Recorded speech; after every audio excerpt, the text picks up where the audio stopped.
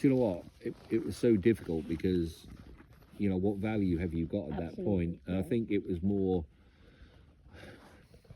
for me, it was kind of like when people say, why did they have you there? What was the purpose of it? And I still believe to this day, it was that time when there was a lot of conflict between wolves and people, you know, farming community. They were shooting them, hunting them down, that kind of thing. And I believe in my heart of hearts, and this could be just bloody fantasy, but I think they wanted to find out about people. Right. And that was the value. It was like, right, if we're going to live close to these people now, if we're going to come into contact with them, we need to know. We need to know about them. We need to find out about them. And if this Pratt has offered himself in that role, and I think the reason why I say that is because that coincide with the whole nanny, because you're actually then transferring you into those pups. Yeah. That knowledge about you into those pups. Got it. You see what I mean? So rather than going, oh, fuck me, let's just run away from them, or let's go and fight them, they were, and this is what the Nez Perce believe, is that they try to coexist. They try to make that connection. They don't want a battle. No. They want that connection. We can help each other. If you can see past and accept us and give us that offering, then we can coexist. Yes. And that's what they were after. And I still believe, for me personally, that was the value in the early stages. If I'd have probably known what I know now, back then, I probably could have built different and deeper connections. But would that have changed things? Would they have wanted that at that time? Right. So it's kind of one of those things that you look at and think, maybe that was the purpose at that time. You needed that bit of knowledge that you had at that time to make that connection for them purposefully, and they made it. I didn't go, right, I'm going to come into your world. I just sat there and they went, right, come in. Okay. Do you know what I mean? So that was the beauty of it. And, you know, that's why I think when Kim and I were talking about it, it was the whole documentary side of things. It was like, you know, the man that is a wolf, the wolf man, and that wasn't what it was at all. It was a person living as people would have lived with them, alongside them. Do you know what I mean? Originally. And them accepting you in that role. There wasn't, you turned into a wolf, they turned into people. It was a combination of the two. It was your world merging with their world for a purpose that was bigger than both of us. Do you know what I mean? And that was what I believe the value was. And that's why I think I was assigned the jobs that I was, regardless of social identity at that point. And those jobs were around that nanny. Around the nanny, around the den side. I thought for the beginning, I thought it's because I'm not proficient in anything else. I can't keep up with you. I can't run. I can't hunt. So you just, you know, it's like, oh, we'll stick him behind the counter type thing. You know what I mean? But then you realise actually what they've given you is probably one of the biggest honours they could have given you, which is you're responsible for teaching and looking after their young. So that wasn't just a job that they would give you without any purpose or purposes within that. So that's why I come to that. Is it right? Is it wrong? Is that the value? Who knows? But there would have to be something that they would take from it.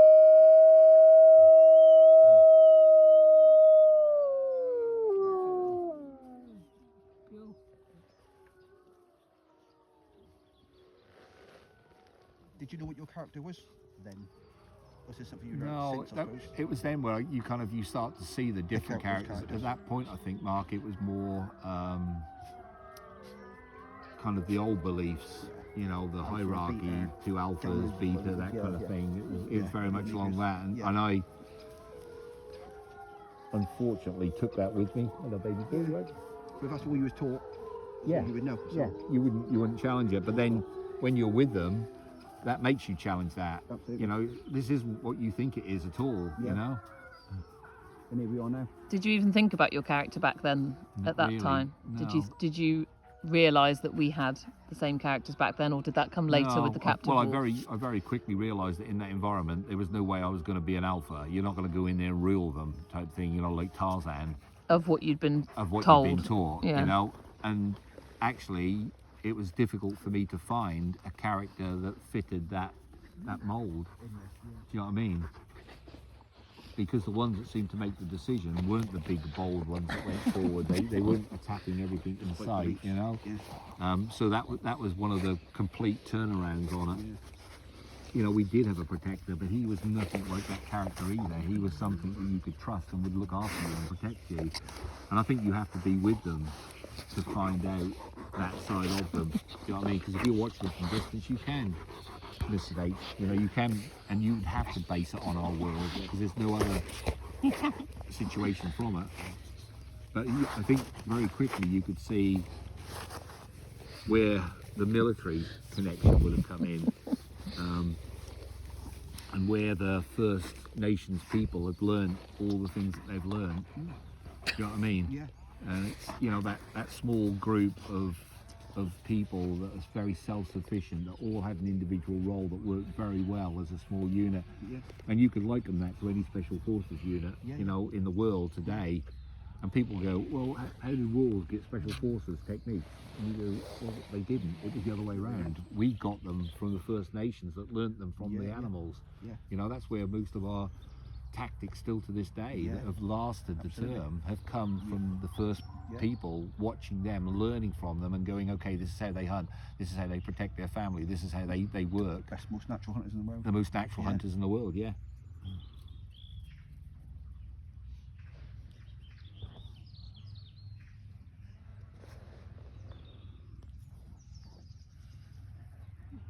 What made you think at the end, this is the day to go? I'm done now. It was so funny because I went down for a drink in the water, and I looked at my reflection and I didn't recognise it. I was a completely different person, gaunt, you know, nothing to me type thing. The world, not the wolves, but the world that they live in had taken its toll. And I thought at that moment, it was either you've got to go now or you're going to die here. This is going to be it. You're just going to live the rest of your time here. And it's funny because it was Levi's words that kept coming back all the way through the time with them. His words would keep coming back, and he said, your purpose in this world is to share their world with ours. You'll blend the two worlds. You'll know both worlds. Your job is to share that world, which is where you get the yellow wolf connection. His goal, if you like, was to try and get the Nez Perce recognised in a modern society. You know, he had that foresight all those years ago. And it was kind of like, well, if I don't do that now, if I don't go back and share what I've learned with them, it's going to die with me here, you know? It's funny because when I came back in, the first place I went to was like a car park. I picked up my bag, which is the rendezvous point, and went to a car park.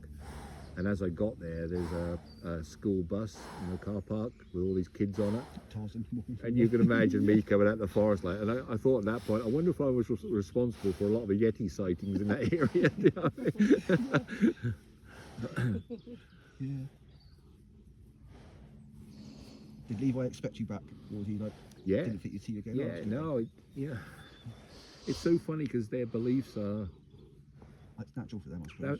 It's natural for them, but it's very blasé. You know, it's kind of like I said to the guys once. You know, like depending on who you ask, depending on the magnitude of what you did. You know, if you ask somebody living in Ivy Bridge, you know, what do you think about the guy that spent 2.5 years in the wild with wolves? Like, you're like, fucking hell, how did he do that type thing? Yeah. If you went on the Lapwai reservation and asked them, they'd be like, yeah. Do you know what I mean? It's something that's always there to them. Yeah.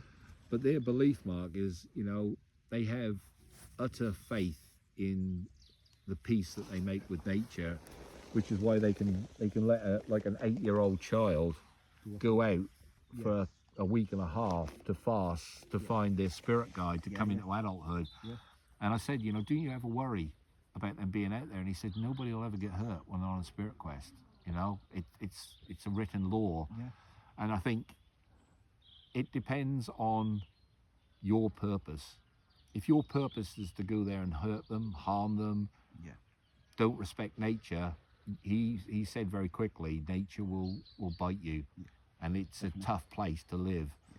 But if you embrace it and you go there with the right intention, the right humility, the right honesty, the right motivation for what you want to do, you'll never have to worry about nature and the creatures that are in it. And that's their belief, and that's where I was. it took me a while. I mean, for the first 2 or 3 weeks, I was sleeping in a bloody tree, Yeah. and it wasn't until I fell out of one and nearly broke my fucking neck. I thought, this is ridiculous. You know, Either the I'm doing animals this or aren't going not. to get me. I'm going to Yeah. kill myself here. And then you start to go, right, okay, how can I make my peace? You know, with this, what can I do? And then very quickly, which is what we want to teach the boys at the moment, is when you no longer become afraid of your environment, you embrace it, you know that it'll look after you, you know that you can harness your skills to suit it, it no longer becomes a problem, it becomes your ally, and that's what's going to keep you safe, and so are the creatures in it. Yeah. And there's a law in nature, like I tried to tell the boys, you know, it's not like a domestic environment where a dog can bite you in the arse, bite you in the arm and go, well, it doesn't really change my world. Do you know what I mean? In the wild, there's a written law that we will not fight unless we absolutely have to. You would really have to piss them off, big style, or frighten them to the point where they're going to come at you. Even bears and things like that, you know, I think we have this belief that the minute you see a bear in the wild, it's going to kill you. Not a chance. They will avoid you where they can, because they know that if you get into a fight with them, you may be killed, they may get food, but is that food going to be worth the fact they're going to starve to death afterwards because you've injured them? So there's always that. Self-preservation. Yeah, it's kind of like it's a law between us. Yeah. Do you know what I mean? And we're respectful of that. We move when it's our time. We eat when it's our time. We sleep when it's our time. And everything else seems to follow that law, you know? Yeah. And it's never challenged. You know, it's very empowering to be part of that. Yeah. But that's what you have to, if you go in there and go, well, I'm the human, everything else should follow me. Yeah. That's not a good place to be. No. Not a good place for you to start trying to fuel your ego, because you'll get found out very quickly.